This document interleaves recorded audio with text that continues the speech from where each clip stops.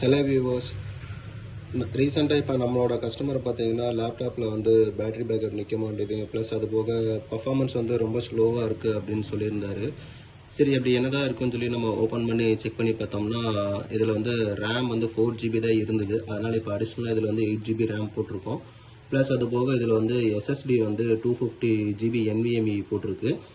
அது போக இதில் பார்த்தீங்கன்னா பேட்டரி நிற்காத காரணம் வந்து பேட்டரி வந்து உப்பி போயிருக்கு. அதனால இதில் பேட்டரி பேக்கப் வந்து நிற்க மாட்டேங்குது. ஸோ இப்போ இதுக்கு என்ன சொல்யூஷன் பண்ணியிருக்குன்னா, ஹெச்பியோட ஒரிஜினல் பேட்டரி வந்து இப்போது ஆர்டர் போட்டு நம்ம எடுத்துருக்கிறோம்.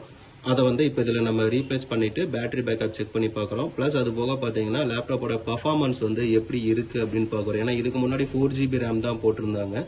இப்போ SSD ப்ளஸ் அது போக 8GB ரேம் போட்டிருக்கனால அதோட பர்ஃபார்மன்ஸு எப்படி இருக்குன்னு நம்ம செக் பண்ணி பார்த்துடலாம். இப்போ பேட்டரி மாற்றியாச்சு. பேட்டரி மாற்றிட்டு அதோட பர்சன்டேஜ் பார்த்தீங்கன்னா இப்போ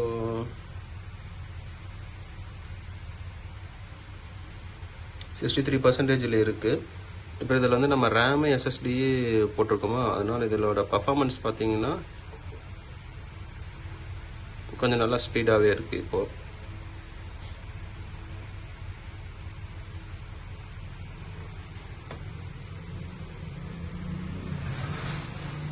ஓகே, தேங்க்யூ.